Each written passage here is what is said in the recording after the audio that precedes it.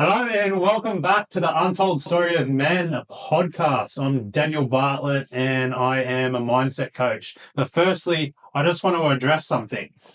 On the statistics of the Untold Story of Men, there's 80% people that are watching but aren't subscribing. So the whole reason we started this podcast was to break the stigma around men's mental health and get men to reach out and seek help and speak about what's going on for them. So we bring people on to tell our stories and we tell our stories ourselves. So if you could do us a massive favor and just press that subscribe button, comment and like if you wish, that would be fucking amazing. Thank you.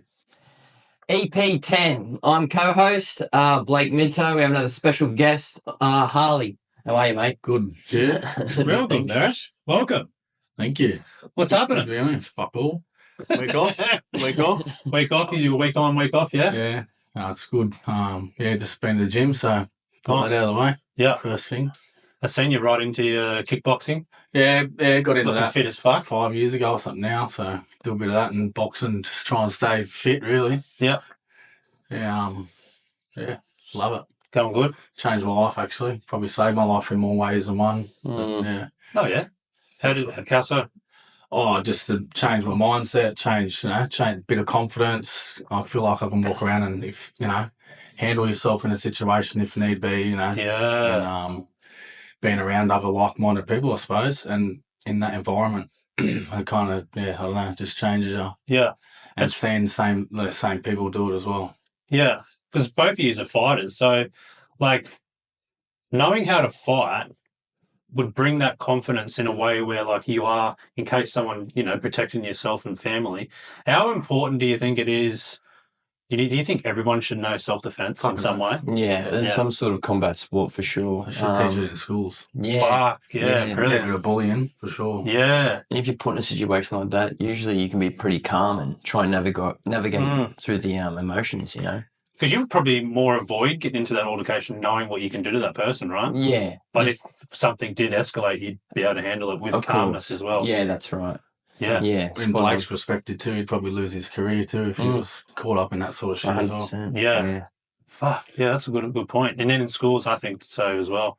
Because in America, I think it would just teach, if you see a kid come into a gym and they don't know, they're all head shy, everyone's scared to get punched. As soon as they learn to defend themselves or block, and then they can know they can take a hit and throw one back, and the whole demeanour changes.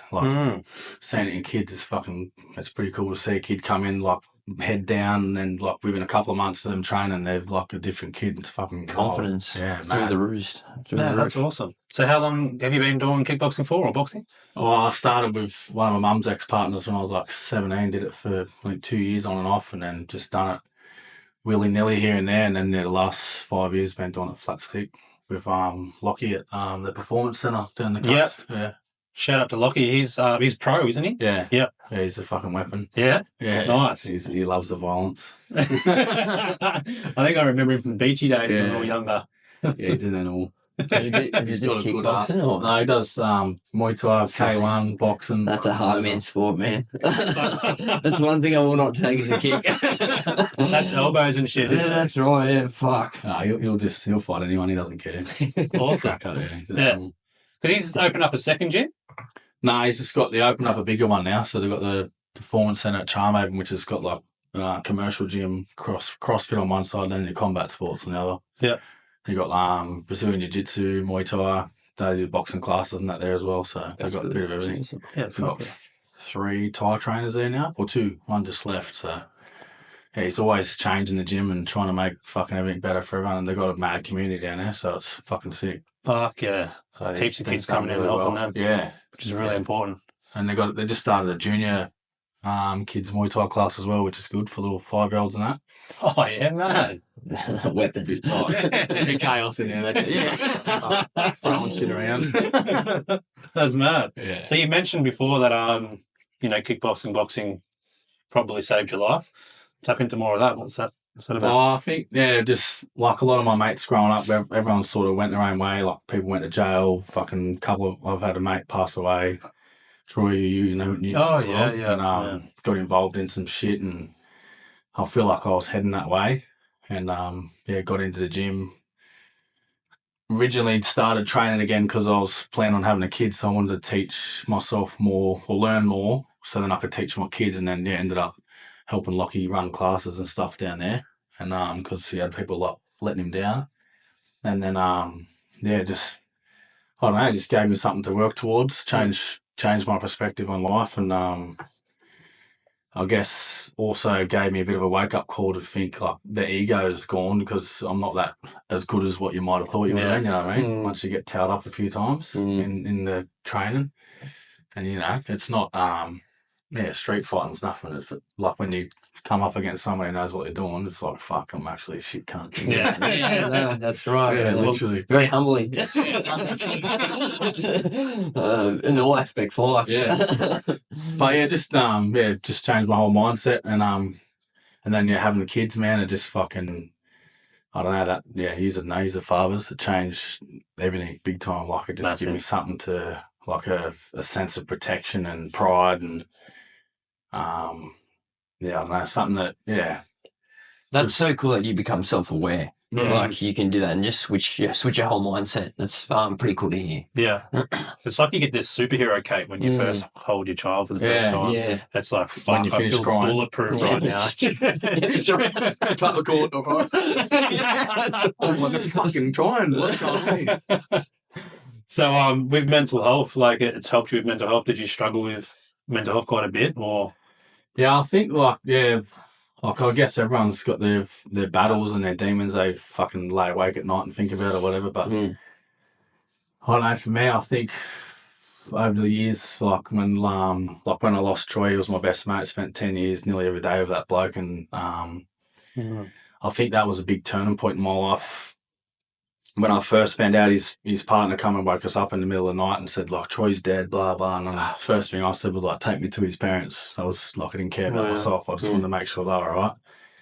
And pulled up in the driveway and just heard the wails, like, of his mum crying and screaming. And I was like, fuck, didn't want to do that, like, to hear my family do that, you know what I mean? Didn't want to have my mum, like, go for that sort of shit. And that was a massive turning point in my life. And then from then on in, sort of just wanted to try and be better, and then just like had my challenges and still bended and done whatever, but slowly progressed. And fuck, now I barely drink, don't do drugs, just try and step up. Like used to find excuses to drink, now I find excuses to get out of going to parties and shit. You know what I mean?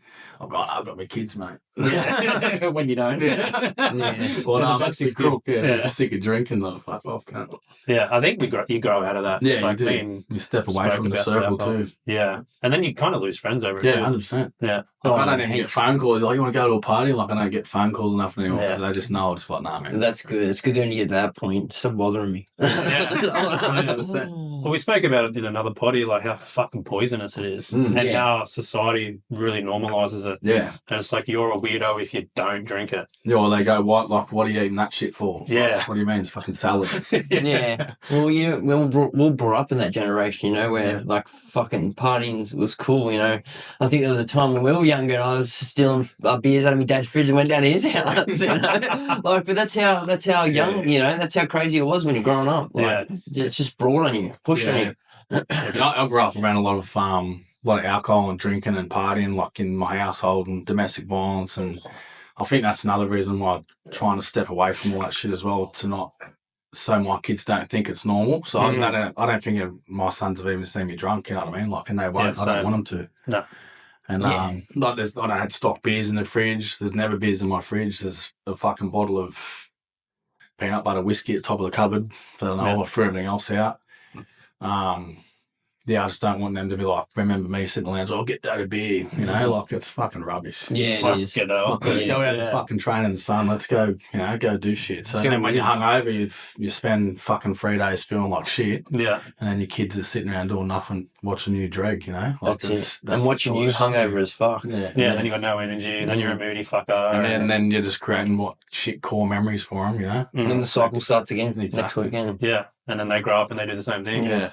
So that's really good awareness, man. Like, so you grew up around domestic violence? Yeah, look, my mum had, I guess, poor choice in men. And, most of the blokes we were beating her up. And I spent most of my childhood trying to protect her. And, I guess all of us kids did as well. Yeah. But, it's pretty shit. So, trying to make sure my kids don't see any of that. So my kids haven't even seen me raise my voice at their mum, and always, I never, even for all the stuff that has happened in the last 6 months, I've never rubbished to her, like to the kids, never like protected her name from everything at the start.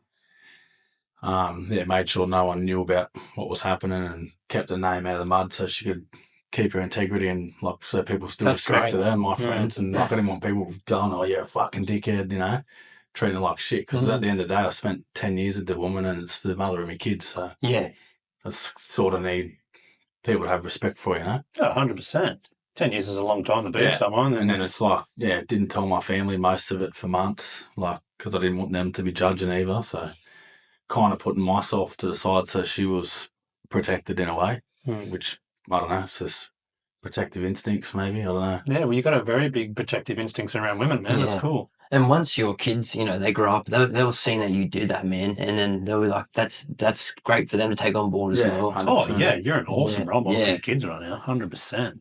That's amazing. And then, so what are you doing for work? Mechanical fitter, heavy diesel. Heavy diesel, nice. And you're doing week on, week off? Yeah. And you've done... So I did a mature age apprenticeship at Downer fucking 5 years ago. Yeah. That was like another, for anyone out there who's fucking thinks it's too late to start on your dream or whatever you've aspired to be, it's not too late. Like I started an apprenticeship when I was 27. Yeah. It was like sort of advised not to, like it's too late. I was like, fuck, it's going to get me in the mines, which was my end goal. Yep. And I'm there now. So I seen a thing the other day. I was like, you are where you wanted to be 5 years ago. You just don't know it. And I was like, fuck, it's so true, because that's what I was trying to get to, and I'm there. I'm on fucking better money than I thought I was going to be on. Nice. And then did the apprenticeship at Downer. I think I was on like fucking 40 something bucks an hour there when I left, and then got a $20 an hour pay rise, and then got a $10 an hour pay rise when I went to South Australia, and then I got another $21 an hour pay rise to go to Mudgee. So I had fucking like $31 an hour pay rise in 9 months, just from stepping out of my comfort zone, you know what I mean? Yeah. And put myself out there, which I didn't want to be away from the kids, but it was a sort of a step in the right direction to try and keep building a life for them and buy another house and whatnot, which is still the end goal, but it's just, I guess it's a bit different now how we approach it, really. Like, not as a family unit, but still a family unit, if that makes sense. But week on, week off, still fucking really good roster. Yeah. Oh, it's killer. Fuck yeah, and I drive 3.5 hours each way. It's it's cream. And then, because you've done FIFA before? Yeah, I did it in South Australia for 9 months. But that was fucked. I was travelling 12 hours each way, so I was losing a day each way travel. It wore thin pretty quick. What was that, 2 and 1? Yeah. Yeah. Sitting in a little fucking shoebox. You done FIFA, haven't you? Yeah, when I was 20, I done it for a year in WA, and it was the same thing. You lose your day, and then you fucking lose a day going back as well. What was the mental health like out on camp? Hard. FIFA? Yeah, hard. I had to start running again, because I don't know, when I run, it just puts something in me. Like, when I run, I'm feeling really good. Yeah. I don't know, it's weird. If I can train, I can do boxing, whatever, and weights, fucking cardio, but if I'm running, I can just push myself. I just get to a point, and then, I don't know, it's like a second wind, a little inner voice, tell myself not to be a bitch, and fucking go harder and harder, and just push myself till I'm like fucking dead, and then, I was struggling out there for a while, and then there was something missing. I didn't know what it was, and I started running again out on the access road, and then it just brought me back, and now I'm back to running again all the time, which is good. I've just fucking actually rolled my ankle last week on a bit of bark about this big, and haven't been able to fucking run. Ran from side of the road blown out. So embarrassing. Of all the things that you do. Of all the things, it was fucking literally like a bigger bark this big. I ran from home at some point out to Guando Lights, which is like 6 Ks or something, and because I want to do like 25K run, I was like, fuck it, I'll just run the cafe. I'm feeling good. And then literally turned left at Lights, went about 100 metres up, bang, fucking rolled my ankle, and I was like, cunt. First thing I done was look and see if there's any cars. Hit the ground, and I was like, going to keep running. I looked down at my sock, and it just filled up that. And I was like, fuck, that's not good. And you still had to go to get home. No, I ran and got a lift, and I was like, sweet. And I was like, fuck, yeah, that's not good. But yeah, I iced it. Was a bit stressed about it. Thought I might have done something. Then I was like, it's not broken because I could walk on it. Rang the doctor and he's like, oh, yeah, because I had to send a photo and he's like, I can see you're icing it and elevate it. That's good, mate. Just rest it. And I was like, give me back your $60. How much did he charge us? Give me back your $60. Just robbed me in the middle of the day. Robbed by the leg elevated, buddy. And by the time my leg hurts when I do this, well, don't do that. Makes sense. Yeah, well, running for me is like a meditative state. Yeah. Yeah. I don't know, it's when I'm calm but fucking aggressive as well at the same time. It's weird. Puts me in a good spot, like, I don't know, just lots of fire in me. Put you in that flow state. Yeah, once you're in there, you're fucking sweet. Yeah. You'd get that in the ring, wouldn't you? You said like the tunnel. Oh, yeah, definitely, yeah. Take yourself through the depths. Fight or flight. Fucking, we're going to survive this. Have you had any fights? I had one Muay Thai fight. So I'm undefeated, 1-1. Yeah. That's it, 1-0, baby. That was all I wanted to do. I wanted to test myself, and I did have plans to have more, but the kids come first. I spent so much time, like when I was here working local, I was doing my normal job, and then I was going helping out in the gym 3-4 nights a week sometimes, and then coaching half a day Saturday, so I was only getting 1 full day of them. So I kind of put all that on the back burner and, just focus on trying to spend a bit more time with the kids, which is why I did fly in, fly out to begin with, so I could have more quality time with them. And then the 2-on-1 just felt like I was just busting my ass, burning the candle at both ends again. Yeah. So then I was like, fuck, something's got to change. And then that job was only a stepping stone to try and find something closer to home with the experience, because I didn't have mining experience. And then, the even time roster come up, my mate put me onto that, and then got into that, and it's fucking heaps better. Yeah. And you'll be doing this for a while? Yeah, I'll probably do it for another, I don't know, for as long until it's inconvenient for the kids. Like for now, I know when I'm working local, I see more of the kids, but it's not quite, everything's rushed. Like, I can take them to school and pick them up. I can't take them to school when I'm here working. I can pick them up in the arbo and spend, an hour and a half of them in the afternoon, and spend maybe a day or two on the weekend. But when I'm home, I can do whatever I want with them, take them out of school if I want, which I have a couple of times now. Fuck years, we're going camping. Yeah, that's it. And you have a good agreement too with your ex-partner too. You said, when you're away, she has the house, and when you're back, you have the house. That's it.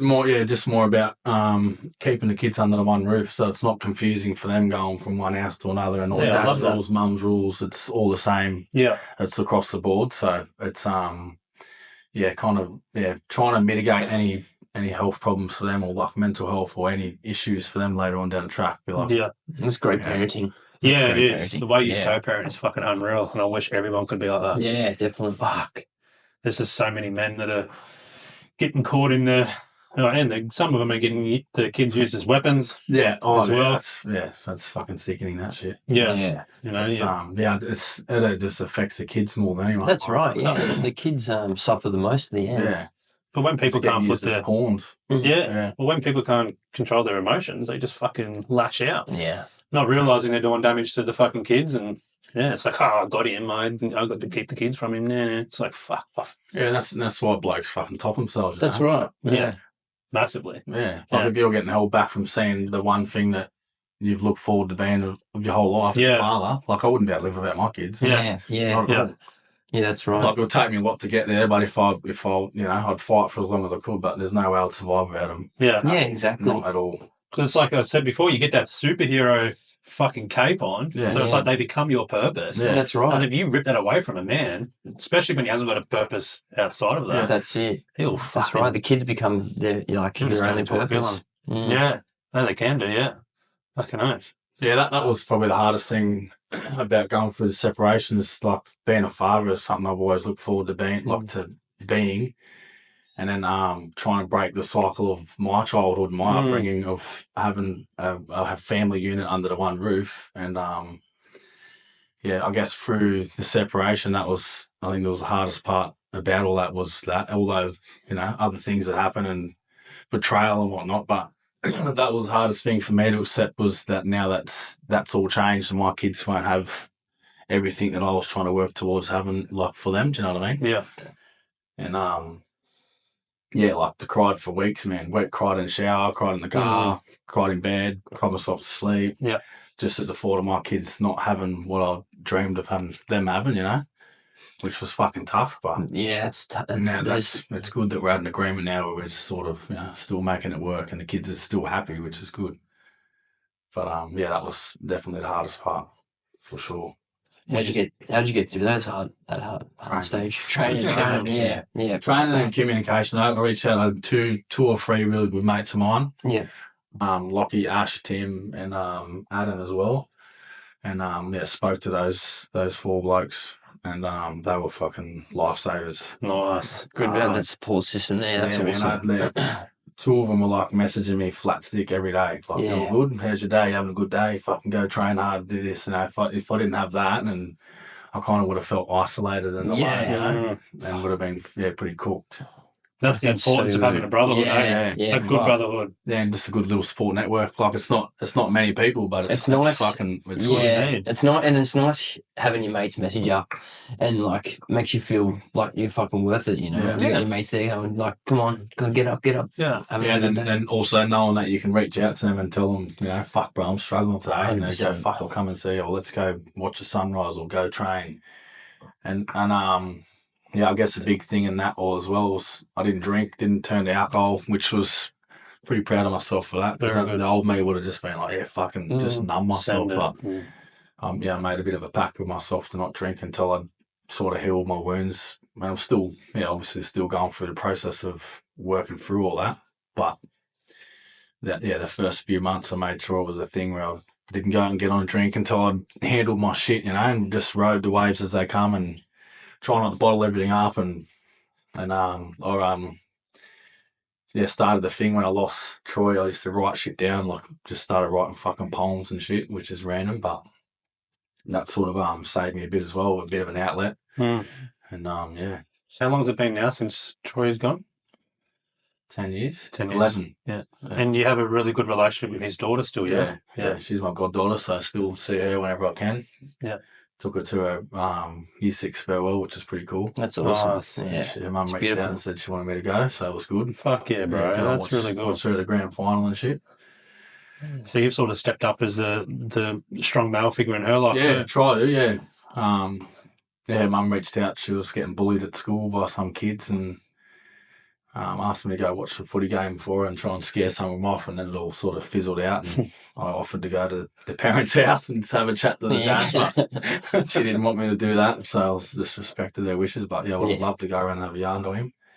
Because there was a young bloke was fucking hitting her with sticks and just typical bully shit. Yeah. Fuck, it's getting worse, this bullying stuff. Yeah, it's cool. Swear. Social media too. Fucked. Yeah, it happens. It doesn't just happen at school anymore. Yeah. That's a scary thing now with social media and having young kids. So easy for them to do it too. Yeah. So we didn't have social media when we were at fucking school. And sticks and stones. Yeah. Well, Mum used to say sticks and stones will break your bones, but names will never hurt you. But now, names are fucking killing people. Yeah, 100%. Definitely. It's fucked. Yeah. Oh, well, good on you, man. That's fucking really awesome that you're stepping up in that role as well, because that'll save her a lot as well. Well, that was part of my speech I did at his funeral was me promising to always be there for her. So try and be a man of my word and just do what I say. Yeah. Yeah, you definitely are. So there's some pretty big challenges in on its own, losing your best mate and then having to break up with your kids. And then losing your best mate were you going into partying and that stuff then? Like afterwards to deal with the grieving? Yeah. And I learned a lot, learned a lot through that. Yeah. Did a lot of dumb shit then, as you do. Yeah. I was fucking 24? No. Yeah, 20. I don't know. Yeah, 24. No, 22. Yeah, so I was young. Young, dumb. Full of guns. Yeah. I'll let you say that. And then the alcohol comes in, and that's where all the stupid shit happens. That's right. Yeah. Yeah. Yeah, I had that. I lost my cousin, lost my nan and my uncle in the space of, I think, 2 or 3 years as well. Wow. I was pretty fucking close to my nan, which was pretty tough, but that's part of life, I guess, really. So you've dealt with a lot of grief, eh? Yeah, fuck, man. So trying to step away from the party scene and all that as much as I can and I guess, be a positive role model to my kids and try and also lift up anyone else around me as much as I can, you know. So I still coach this young fella, Kobe, as well, as much as I can. He's a good little kid. He has trouble at school and that, and his dad always message me and say, like, Kobe misses her, and I'll take him out with my kids when we go, like, moto races and shit. I'll go and pick him up and take him out. He loves it all, like the kids harass the fuck out of him. I actually took him on Sunday, just gone, and then we were supposed to go back to Rafferty's, the pool there, swimming. The kids are hounding him. I was like, leave him alone. And got in the car and they were asleep. And he's like, would you be upset if you dropped me off at home? I said, you know, I go swimming. And he goes, no. I said, the kids do your head in? He's like, yeah, a little bit. I said, oh, good, bro, no worries. He's only 13. They just, as soon as he starts wrestling with him, they just get fired up and fucking they don't stop. I felt bad for him, but yeah, I was like, all good, mate, no stress.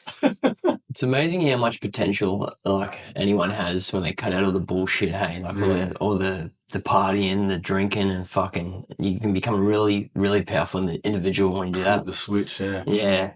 Yeah, 100%. And you bring everyone up around you as well. You're bringing that energy up. Have you thought about doing like mentoring or anything? Yeah, I guess. I always wanted to do I don't know, like start a thing for like troubled kids or something, you know, try and give back to the community or something. Me and my mate Lachy that runs the gym spoke about it years ago.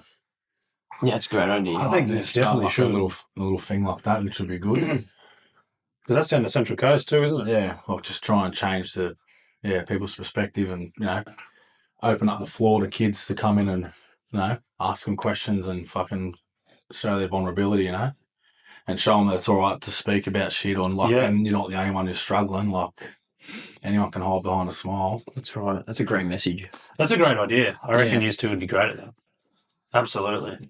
Yeah, you could start like I don't know, fucking kids' college where they just come and, you know, have strong masculine men to show them how to be men. So I think that's where a lot of us fucking struggled as kids. We didn't have that strong male figures around us to teach us how to be fucking men and to learn it the hard way. And a lot of men don't learn it. Yeah, I think like that's hard for the family unit. Like not many kids, you know, grew up with mum and dad still together, you know what I mean? Yeah. Like I don't know many of my mates that have that still, you know? Yeah. Good point. Because, my parents broke up, I think I was 13. And I had to call the police on my old man. That was fucking hard. Yeah, that would have been. Yeah. And I don't know too many. That's crazy, hey? It is. And like even now, like I know so many people have been in relationships for like 10 years and they've just like separated. And it's like, I guess part of it being maybe social media, the financial struggles and just the stresses of life, everything just compounds into one and fucking just a breakdown communication maybe, I don't know. But yeah, it's definitely not good. 56% of marriages end in divorce. Yeah. Fuck, that's crazy. That's Nice crazy, eh? Enough to scare you off it, eh? Yeah, over half. Yeah, and I know for a fact, like my mum and dad were only together because the fucking mortgage, which I worked out was when I got older. I was like, then they split. I was like, what the fuck was all this? I was like, what was in the last 20 years? So then separated now? Yeah, they're separated. Oh, really? Yeah. They're separated about, I don't know, 10, 11 years ago. They're still civil though? Oh, no. I don't think so. No family barbecues, huh? No, definitely. No more mint. I can't even go there. I can't even go to the other words. Fucking, that reminds me. I remember I don't know if it's trauma or fear that stuck with me all this time, but I remember this guy and me. He doubled me to a party. I think it might have been a Fassy Fern. He went along through Black Holes on the bike track. And it was pitch black at On night. a motorbike? No, on just a BMX. And I remember we're coming down this hill or something like that. And I haven't felt so much fear in my life. I don't know if it was fear or trauma I was going through that night. I think I jumped off a couple of times as well. That has never left me since I think I was like 13 or 14 years old. Alcohol and juice? Oh, I dare say there was. Yeah. It would have been goon probably. Yeah. The cheap goon. Fucking passion pop. For Alexia. Yeah, that's it. Passion pop. You just steal some gold coins out of your mum's $5 purse. Yeah. And then go to your mate's older brother. Can you get me a passion pop? That's right. The fuck? Especially at the Bay Hotel. I actually remember when I moved to Morris that you were the first bloke I met. Oh, really? Yeah, I remember you. I was riding a bike and you were sitting down next to the quarter pipe there, and I fucking come over and you got up and introduced yourself, offered me a durry. Did I? And then you took me to can't remember whose party it was. There was a party that Friday night or something. Must have been the next night. And we went to Kieran Clare's house. Oh, yeah. Fucking shedding Ziggy, fucking Hazza. Yeah, there was a few of us there went to some random party. I was thinking about it on the way here. It's ironic that I'm on here with you, and then I grew up with Blake. Yeah, I was thinking the exact same thing before you came. How old were you when you left? When you moved from Toronto? When I was like 13 or something. Yeah, right. Yeah, so I got expelled from Toronto when I was like, well, whenever I reached the legal age. Yeah. Fucking 13, 9 months or whatever it is. Yeah, okay. Then went to that behaviour school at West Falls End, got expelled from there, and then started working. Yeah. Fuck, so what part did we go to? Oh, So I've forgotten it was a in lot Bottles of Bay somewhere. Where, sorry? In Bottles Bay. Bottles Bay. Fuck, I wonder who that was. Fuck knows. Oh yeah, I was on the way. I was thinking that like, fuck, you're the first bloke I met when I went up there to skate park. And then yeah, you used to always punch on with my cousin. Who's your cousin? Chaz. Oh yeah, Chaz Dillon. Yeah. Well, Fuck, everyone used to punch on with Chaz. Holy. Yeah, he's had a few blues. Yeah. I actually remember once, must have been dramas there or whatever, and then yes, he went to get Tiffany or something, and whoever he was fighting, I'm more worried about Tiffany than him, which was pretty funny because she's a fucking weapon.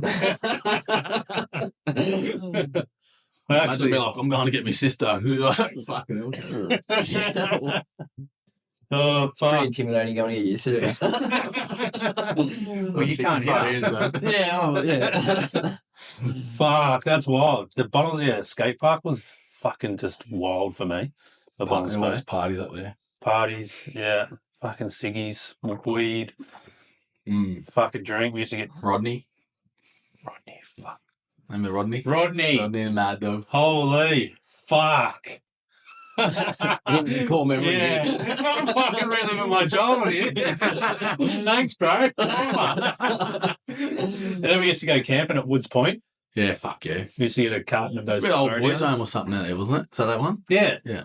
And then it got rid of the boys' home. It was just a mental hospital. Yeah. Yeah. We used to just go down there and fucking get a carton of those throwdowns, those 250 VBs? mils. Yeah, Yeah, VBs boy. and toys. Fuck yeah. Fucking bomb. And then get pissed and throw up in the Typical tent. weekend, eh? Yeah. Carton of beer and a pack of durries. Yeah. Sky Blues. Yeah. Smooth. Yeah. And then we got into we had Friday night fight nights for a bit. Where Did you ever go to those? Where at? We had started at Kieran's place. I was going to say Clary's. Yeah. Claire's. Yeah. So it all started with alcohol, and then fucking the weed came out. I think it was Jeremy, Aiden, Kieran, myself, and Jared were there. And then we had boxing gloves, so we just started putting them on. Started punching on. And Aiden fucking swung this haymaker and knocked Jeremy out. Almost hit his head on the concrete. Fuck. Then we went to school and told everyone about it. So then Become a thing, we became a thing. Every Friday night we'd go to Kieran's, and then we'd Fight club. it got to the point where fucking we'd draw names out of the hat. Oh, no way. And then the year 10 lads heard about it because we were in year 9. So then they wanted to come. And then it was year 9s versus year 10s. Yeah, fuck yeah. I was like, fuck, at one point, I think it was Wade's place. His parents were away. We had like 20 blokes there. Just drinking on the weed, punching the fuck out of each other. It was well mannered. No rest, but if you wanted to quit, Less brain cells. Yeah. It was fucking wild. Miss your teeth. Yeah. Fuck. So you got expelled from Toronto. Yeah. That was my outlet from my childhood, I guess. Mm. My coming on the vice principal there was, she had a soft spot for me. Like when she finally had to let me go, because I think you're supposed to get suspended like 2 4 days, a 14 day and a 21 day or something, and expelled. But I've had like fucking heaps of the different ones. And then once I hit the legal age to get expelled, she would like pull me in office and started crying, and she's like, "Oh, you're a good kid." Fucking like she had a big soft spot for me, and I was like, "I just didn't give a fuck." I was like, "Yeah, whatever." And then left from there and went to Lamass, which is like it's got like adolescent support school, which was more hands on, which was up my alley. And then had a fight there and got expelled from there, and then started doing tree lopping or something with one of Mum's partners. Mm. And went from there. Hated school, just wanted to be out. Yeah, fuck, I hated school too. Year 10, man. No, I got suspended 5 times. And after the 5th time, Mr. Allenby, I think, was the principal. Morissette. And he's like, I'll let you come back, but you're not welcome back here next year. That was year 10. And most of those were for fucking fighting as well. But there was one thing that happened was my high school girlfriend cheated on me with a guy that was out of school. And I was hanging around with Jake Bader and Toddy Forrester and stuff at school. And they came up to me and go, bro, fucking this guy's here. I won't say his name. He's here. He's inside school grounds. I went, fuck him. So we walked down. And you know when there's a fight at school, the whole crowd comes up. So it was just us three walking down to the... Everyone knows the walk. They're like, there's something going down. And there's all these kids. And they're like, you can't back out now, bro. That's right. You can't back out now. I'm like, fuck, I'm just going to hit him. And I walked up and it was at the bus thing at the big shed. Down the bottom? Yeah, down the bottom. And then he was like, Daniel, I just fucking hit him. And we punched on. And then PE teacher Lydon, Josh Lydon, he grabbed me like this. And then Frodo, the other PE teacher, grabbed the other guy. And then fucking, as Lydon grabbed me, I leant back, kicked him in the face. He goes, that was a nice kick. But then I didn't get in any trouble from the principal or nothing because he was trespassing.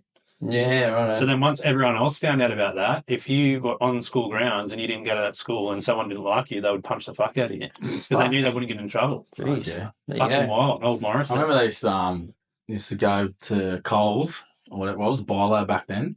Yeah, get someone to buy a pack of Horizon Purple 50s and jump the fence and sell them for $1. That's hustle, baby. And then go to school, just go down the fence line and buy a durry. That'd be $3 now. Yeah. Or more. Mum making money on the streets. Yeah. Morris at school's wild, bro. Fuck yeah. That was Toronto High. That would have been wild too.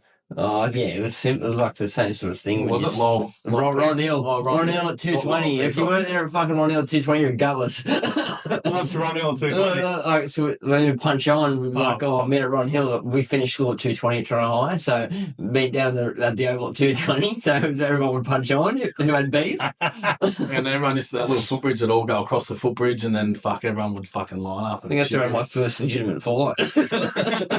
I remember I can't remember who was fighting down there, but it was like one of the kids that come randomly and he was only there for a year and he had a fight with, I can't remember old mate's name, but he put in I just remember him putting in a mouth guard. And I was like, fuck, this cunt's smart. Oh yeah, I think I remember, yeah. It was like old mates, it was a Curry lad, Ryan or something maybe. And fuck that, yeah, there's a good fucking scrap there. There was like fucking 100 people there. Pretty funny. Yeah, mouth guard, yeah. But he doesn't want to lose any fangs. He's smart. Yeah, that's it. He's done this before. Yeah. I think he actually trained too, so it would have been, yeah. Fuck, if you trained when we were a kid, you would have had the advantage heaps. Oh, yeah. Yeah, I learned the hard way, unfortunately. You start boxing? When I was 17, so yeah. With Frog. Yeah, with Frog, in the back end of rugby league just to stay fit, and I just thought, fuck it, I'll have a crack. Yeah. Because they started boxing down at the Scorps over there, where Griffith on that. Yeah, then they did, and then I went down to the Sailing Club for a little bit, and Toronto. Yeah. And yeah, it's been a few different places. Have you had heaps of challenges for all that? Yeah, just all different kinds of stuff, you know. Just it's more or less just trying to, be smart with how you do it with boxing. I've had heaps of fucking challenges with, cunts think you're this guy and you don't want to punch on. Just got to be smart about it. Mm. Well, the people are trying to fight you. Yeah, that's it. Oh, yeah, that's it. People, it's like that non-boxers. Like that tall poppy. Oh, especially if I don't know, cunts want to crash it in. Couple of fucking beers, been a couple of cans of Dutch curry. Yeah, that's it. Cans of confidence. Fuck, because then you have to be fully controlled then. Yeah. Because if you were to hit one and fuck them up, which you probably would, there goes any chance. I got charged a few times with but I got the same charges that laid upon me that were as if I was using a weapon. Right, that was my next question. Yeah. So because you are trained, is it classified as I did get more charged. than an assault charge? Yeah. Even defending yourself. Yeah. Fuck. That's crazy. We have some fuck rules in Australia. Mm. Because isn't it like someone can break into your house and if you hurt them, you can get charged. Yeah, That's good, crazy. though. Yeah, it's wild. Pretty sure someone actually went to jail over it in the last couple of years. Someone broke into his house, was in his daughter's room, chased him down the street. Yeah, that was the And- MOA. Yeah, punched the fuck out of him. Yeah. Well, not really punched the fuck out of him, but he hit his head on the Yeah, you road got and to be fucking careful. died, and he got charged for it. Yeah. And I said, well, he was running away. You shouldn't have chased him. Fuck, doing your job for you. Yeah. You wouldn't have ever have caught him. Yeah.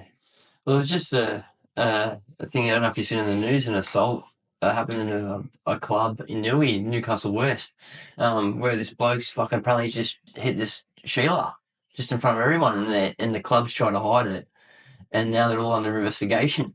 So, Yeah? they told the girl that the police had been rung, and they know. So they knew who it was. Yeah. The bloke. Yeah. And then I'm trying to protect him. yeah, that's it. Fucking hell. Want some more? And even with shit like that, you hear stories like that now, and no one steps in. Like, No, that's fuck right, yeah. all the men. Exactly. What was everyone doing while this was happening? Yeah. Like, if that happened in front of me, I'd be the first one. I could show on his back. I wouldn't even budge you. Comes to the side. Cowards. Yeah, I know, it's crazy. Have you had any serious injuries fighting or boxing? One hundred more injuries in league, eh? Yeah. Fucking broken feet and fucking way more injuries than that. I've only been knocked down real bad in boxing.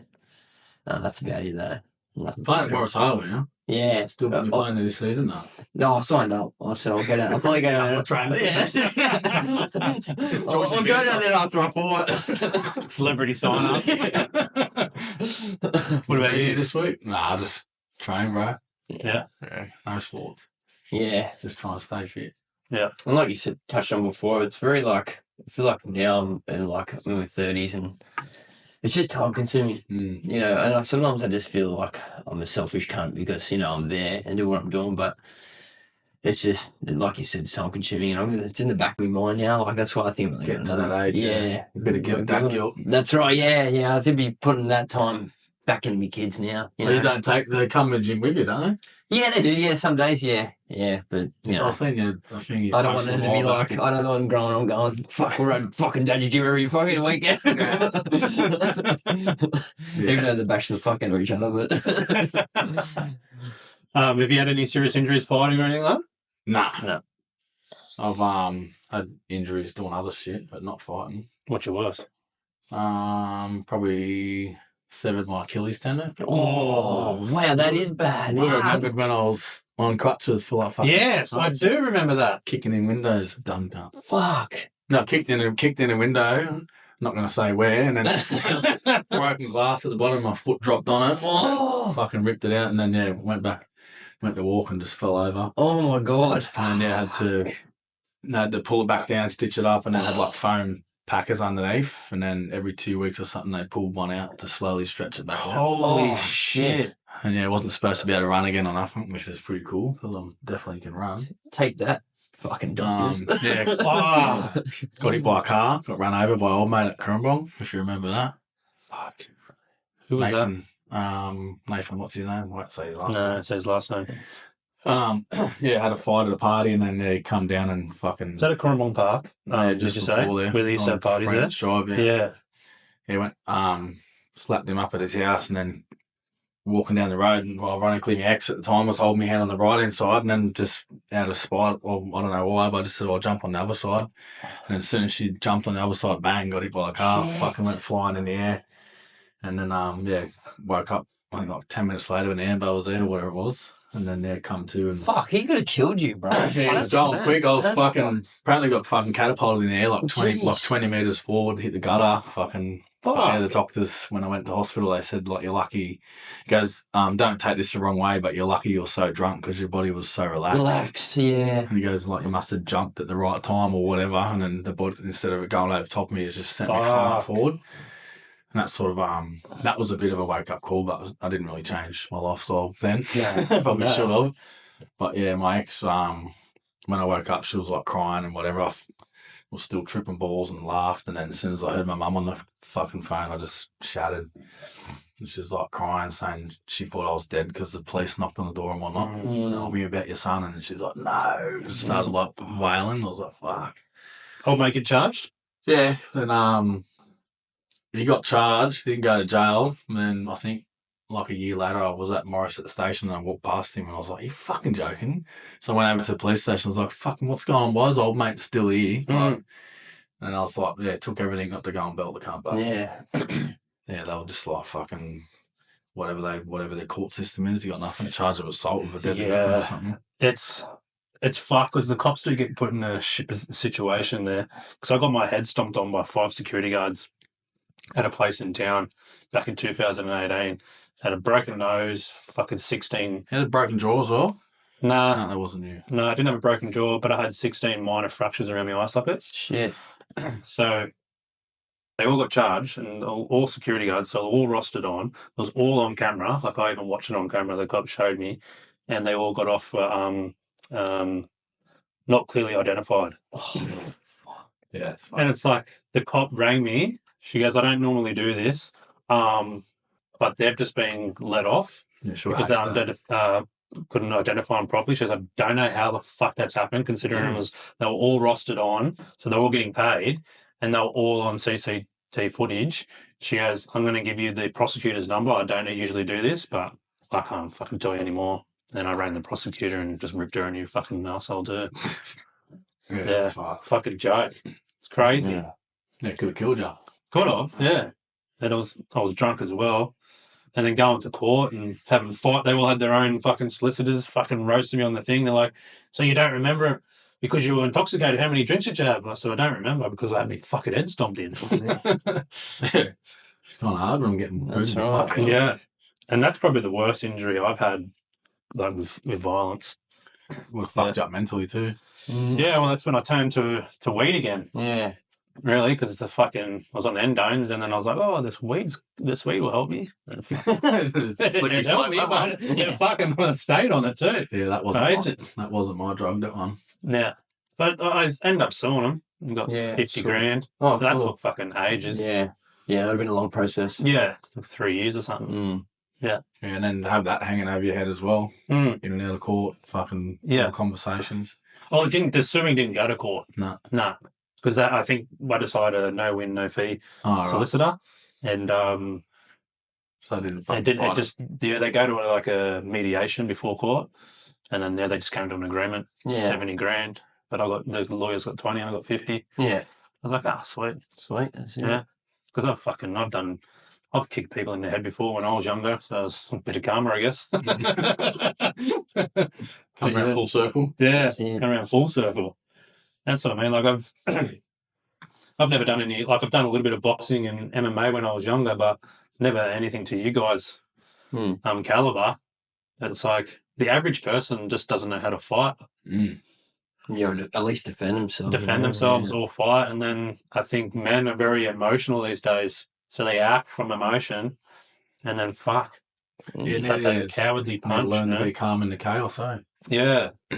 I think Jordan Peterson fucking says it well about being able to be violent, being able to be a monster, but being able to control it, or being able to walk into a room and know you can cause trouble or cause a problem, but not do it, you know? Yeah. Knowing you can convict violence, but choose not to. Yeah. It's like, who's another?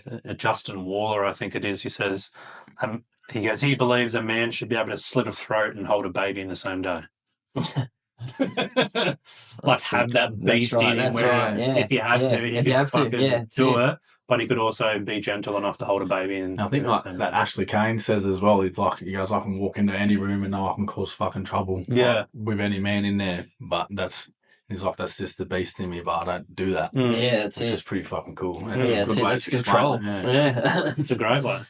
I think people need to get into more self-defense. I think it's great, especially for their mental health as well. If you are struggling. It's a domino effect too, because if you've got a circle of friends and everyone's partying and whatever, and you've got that one mate that sort of steps off and does that, then, you know, one or two might follow, and then the same in their other group of friends as well. So it always will affect others. Yeah. That's it. What other crazy stories you got? Fuck.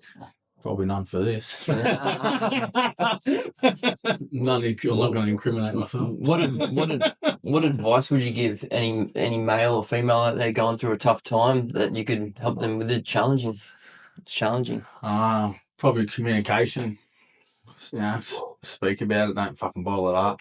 I guess networking as well. Reach out and speak to anyone. Write something down if you need to. If you're not comfortable, have a conversation face to face and send some voice memos or fucking messages. Or one thing I have learned though in the last 6 months is the juggling of the two roles, because now I'm obviously a single dad and like I've got a massive respect, I guess, for my ex and how she was able to control and manage the house and time keep and washing and fucking cleaning, and like it's a fucking tough gig.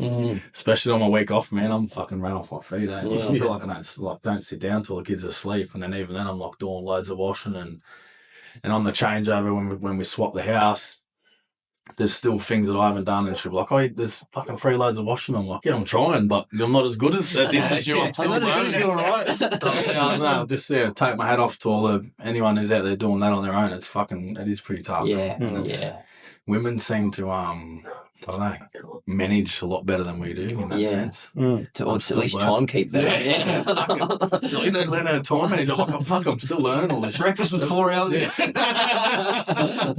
So that's hard in itself, like working all that out, and it's hard too. Because normally, like before, when we were together, I'd have so much more time, one-on-one time with the kids while she'd be cooking and cleaning. I'd be out the back wrestling on a trampoline and down to the skate park or whatever. Now, sort of need to do all the other jobs on my own. So it feels like it's taken that a little bit away from it as well, which is hard. I was thinking about it the other day actually, and then Saturday, I don't know where I was driving or something. I was like, fuck, when's the last time I went out on the trampoline and wrestled with them? Because we used to do it every arvo, you know? And I wasn't allowed to hurt them. They had their rules. You're not allowed to do this, Dad. You're like, what? You're not fucking layer and cop a flogging. No, you're not allowed to hit back. We can only hit you. Just get fucking belted. Yeah, that's it. Just lay on the ground. No, you lay there. Don't move. I feel like I should be getting paid for this. But yeah, just that I know, the rough play I think is important for the kids to learn and how to manage. And I always teach my kids like, they're always fighting and wrestling, so I'll try and teach them the right way. Punch straight, mate. Don't do this, don't do that. And then my youngest will like get hurt and lay on the ground, and my oldest will just fucking go and lay the slipper in and fucking punch him in the back. And I'm like, no, we don't do that, mate. We don't do that. I'll punch straight, do it properly. And then just like choking him, and I'm like, fuck it hell, these kids are savage. Yeah. So with my 2 boys, the youngest, he's always built in the older brother for some reason. And I'm like, what's going on? With the older brother coming to me, like, whinging. I said, fuck, just push him back or something. Throw you bigger than him. Just push him over or something. No, but it's healthy, I think, for the boys. Absolutely. To be going through that. That you better have a bit of rough play with them. It teaches them a lot. Yeah. They're going to have huge amounts of confidence control and also learn how to control their emotions as well. Yeah, that's it. And not get angry. Like, oh, you hit me. I'm like, it's an accident, mate. He's a wrestler. That's what happens. You need to learn that. But my youngest used to get like flogged by Lando all the time. I'm like, he's gonna fucking fight back one day. Yeah. And then I'll keep telling him he's gonna hurt you one day, and you're gonna hate it. And we're out the front having an icebox or something, and I think Orlando took Sebi's, and Sebi just turned around and fucking whacked him. And Orlando was shook to the core. His face dropped, and his bottom lip was doing this. I was just fucking pissing myself. I fucking told you to stand. I was like, good on you, Sebi. It shook into the core. I was like, I fucking told, I've been telling you that for the last 2 years. The day of reckoning has come. That was it. That's the only one who's got up on him now. So. How old are they? They're 15 months apart. Orlando's 5 and Sebi's turning 4. Oh, that's cool having them so close. Yeah, that's cool. It's fucking, it's flat out. They're savage. They're going to be unstoppable. Yeah, that's right. They're thick as thieves. Yeah. Future champions. I feel like that's what you want when you have brothers. Fuck yeah, man. Well, thank you so much for coming on. Oh, all good. Appreciate it. Where can people find you if they want to reach out, or just on Instagram, or come down to Performance Centre, see us at the gym. Yeah, sweet. Where is it again? Charmhaven Yeah. Performance Centre. We'll tag that Yeah. in a description. Yeah. And Go down and see Lachy and that. They've got kids classes. There's a lot of good male role models there for awesome. young kids. Also got ladies Muay Thai there as well, which is fucking pretty good. Yeah, that's Fuck yeah. awesome. Cool. We'll put that in the description. Might even get Lockie on the potty too. That'd be cool. Great outlet. Yeah. Great outlet. Yeah, man. Thank you for fucking No dramas. being a fucking awesome role model for a lot of people. It sounds like and Yeah. protecting women and your kids, and being a fucking real gentleman, man. I appreciate it. Legend. Thank you. Thank you. Right. Cheers, boss. Awesome. Thank you again for watching episode 10. Fuck yeah. 1-0, baby. 1-0. Yeah, thank you for watching Untold Story of Men podcast. And don't forget to subscribe. See you soon. See ya.